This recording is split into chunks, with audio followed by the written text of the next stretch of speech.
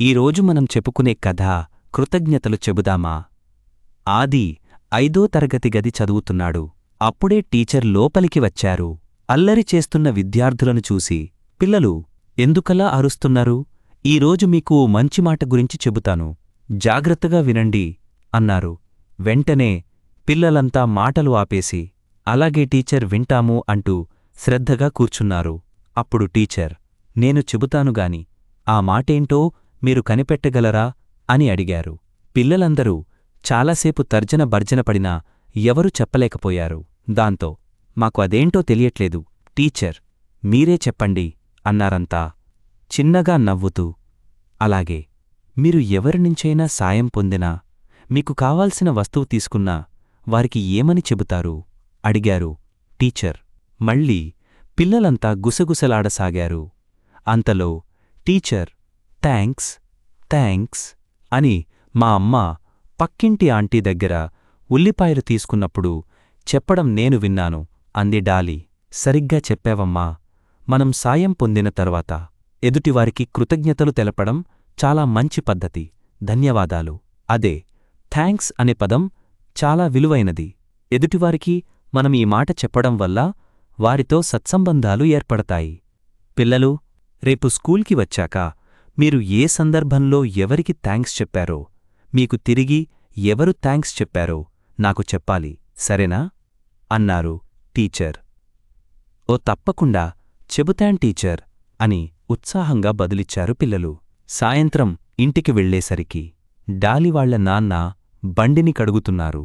వెంటనే ఆయన దగ్గరకు వెళ్ళి, నాన్నా, మీకు సాయం చేయనా అని అడిగిందా అమ్మాయి. అలాగే, చేద్దూగాని, ముందు బ్యాగ్ లోపల పెట్టిరామ్మా అన్నాడాయన. వెంటనే లోపలికి వెళ్ళి బ్యాగ్ పెట్టి పరిగెత్తుకుంటూ వచ్చింది డాలీ. వాళ్ల నాన్న బండి కడుగుతున్నంతసేపు పైపుతో నీళ్లు పట్టింది. కాసేపటికి కడగడమైపోయింది. ఇక అయిపోయిందమ్మా, నువ్వు లోపలికి వెళ్ళి ఆడుకో అన్నారాయన. అదేంటి, అంత సాయం చేశానో నాన్న నాకు థ్యాంక్స్ చెప్పకుండానే వెళ్ళిపొమ్మన్నారు అని ఆలోచిస్తూ లోపలికి వెళ్ళిపోయిందా అమ్మాయి. ఇంట్లోకి వెళ్ళాక కాసేపటికి డాలీవాళ్లమ్మ ఇలా వచ్చి గిన్నెలు సర్దడంలో కాస్త సాయం చెయ్యి అని పిలిచింది. దాంతో డాలీ వెంటనే వెళ్ళి గిన్నెలన్నీ అందించింది. పని అయిపోగానే, ఇక వెళ్ళి ఆడుకోమ్మా అంది వాళ్లమ్మ. అప్పుడు, అదేంటి, అమ్మ కూడా థ్యాంక్స్ చెప్పలేదు అనుకుంది. రెండుసార్లు తను అనుకుంది జరగకపోవడం కాస్త నిరాశపడింది డాలీ. దాంతో టీచర్ చెప్పిన పాఠం అమ్మనాన్నలకు చెప్పాలనుంది. కాని తరువాత ఆటలలో పడి ఆ విషయం మర్చిపోయింది. మరుసటి రోజు ఉదయాన్నే ఎప్పటిలా స్కూల్కి వెళ్ళింది డాలీ. జరిగిందంతా టీచర్కు వివరించింది. అప్పుడు టీచర్, సాయం చేయడం వరకే మన పని. ఆ తర్వాత దానికి ప్రతిఫలం ఆశించకూడదు. అలా ఆశిస్తే అది సహాయం అనిపించుకోదు. అమ్మానాన్నలు నీకు థ్యాంక్స్ చెప్పకపోయినా నువ్వు బాధపడకూడదు.